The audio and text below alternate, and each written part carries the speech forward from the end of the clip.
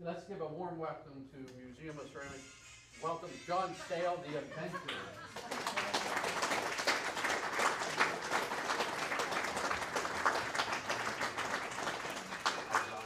Thank you for coming. Be careful, have a seat. All right, so I don't know if you could hear back here, but that last question was about a shooting range beneath the offices of Hall China. Is it possible that you might have had something to do with that? Yes, it did. So tell us about it. I competed with a handgun all over the world, and my main competitors lived in the South, or they lived in the West, where they had good weather, so they could practice 12 months a year.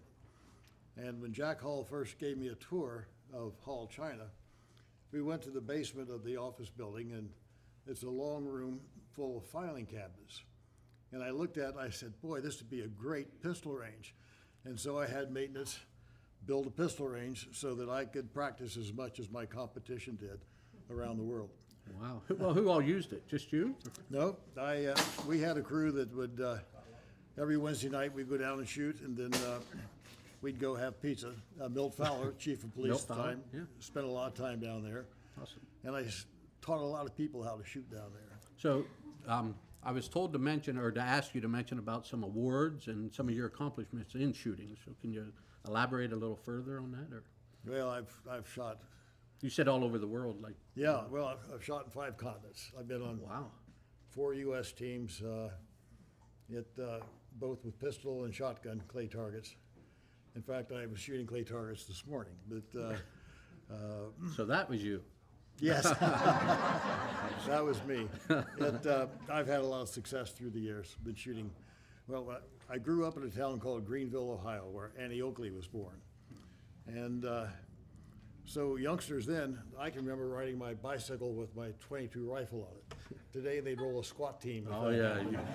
But I've been shooting all my life and competing most of it. That's awesome. Okay, so tell us a little bit about the hallway. You were in management for most of your career there, right? Right. Or how did you work your way up there? What did you do first when you? Okay, I was on the board of Hall China, and 44 years ago, a consideration of family-owned and operated companies is succession through the years. And Jack Hall was the president. A man named John Thompson was the vice president, so we knew where the next president was going to come from. And we looked at it and we said, what do we do after John? Do we sell the company? Do we close the company?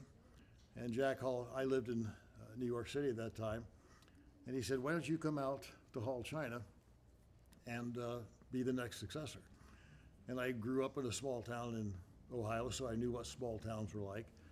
And Sally and I, my wife and I, we were going to move out of Manhattan just because the taxes were confiscatory. Yeah.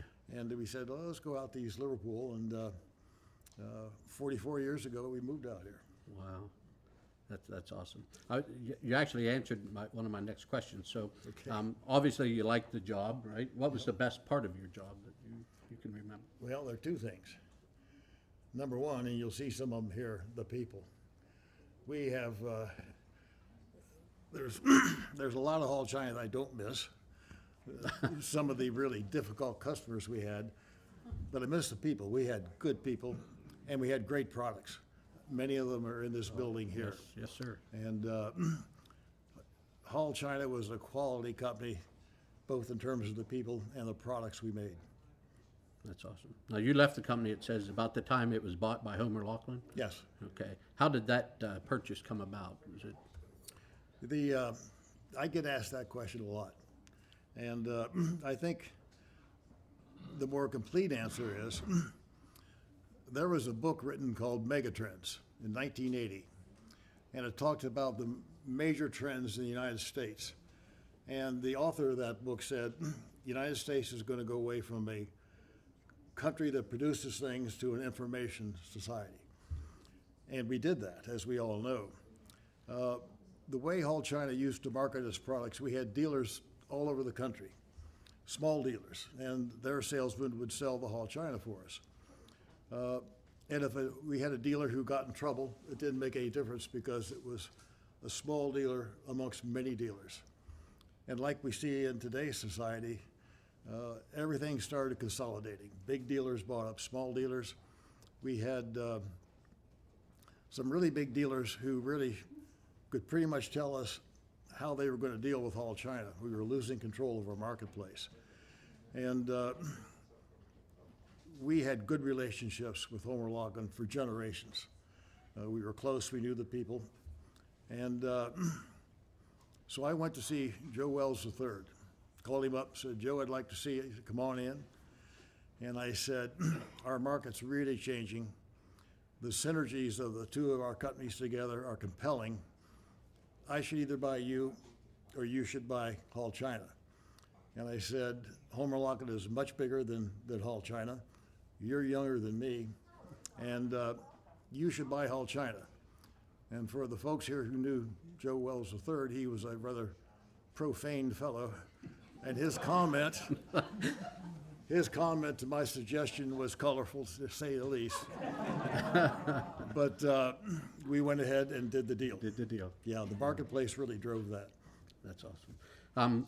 Okay, so when how did Hall change to kind of meet the times throughout your time there? Like they mentioned here, plates and cups and saucers, and did you go from just doing one particular type all the time, or did you do a variety of things in your time? Did it grow from, like, tell me from the, Well, like, let's take it you- from the how you beginning.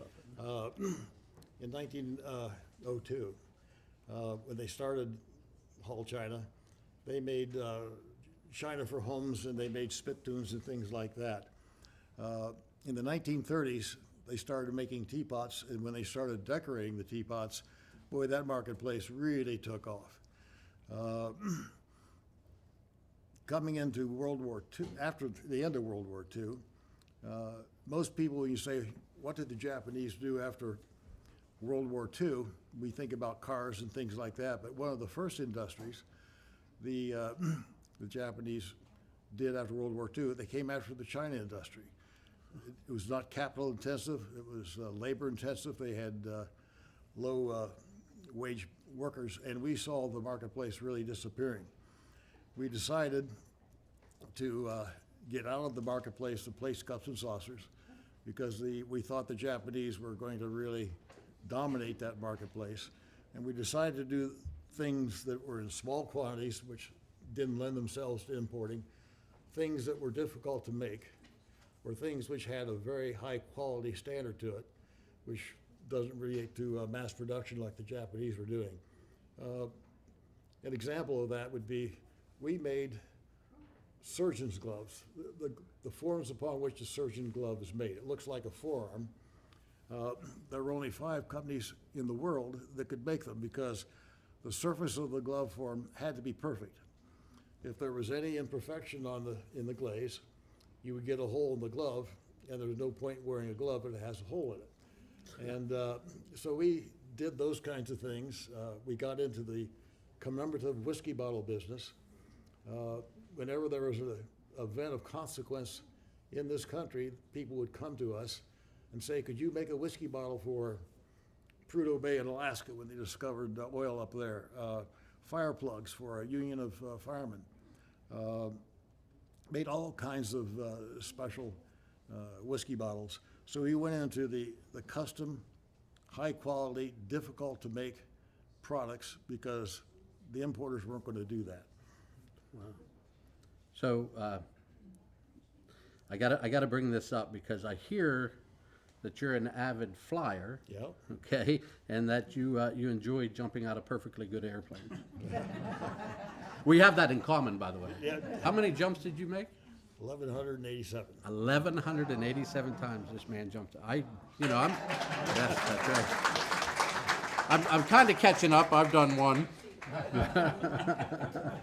And I loved it. I'd do it again. That barely confirms I don't have good sense. I started out jumping out. I was at graduate school in New York, and I was studying with a friend, and we turned on the TV. We took a break, and one of the shows that was on was the National Parachuting Championships. and I was watching these fools jump out of airplanes, and in jest, I said to my friend, I think we should do that, expecting all kinds of pushback, and he said, I've always wanted to do that. I thought, "Boy." So we looked in the yellow pages of the New York Telephone, and under parachuting, we found a place in Lakewood, New Jersey. So we called up and said, how do you make a jump? And they say, you come down, we have a first jump, and you'll jump the same day. So we went down, made a jump in the morning, made a jump in the afternoon, and we both said, this is pretty scary stuff, we better go back and do it. Yeah. The way I got into, if you think that's foolish, the way I got into flying, we were taking off to make a jump one day, and the plane crashed. Oh, And I was injured, and so I couldn't jump for a while, so I said, I might as well take flying lessons. Most people who've been in a plane crash won't even drive by an airplane. And so I've done that forever. I've flown all over the world. that's fascinating. John, I appreciate you coming. Okay. I'm sure Susan does too. Okay. So, thank you very much. I want you to be careful stepping down. Yeah. And you can go out this way or go back to.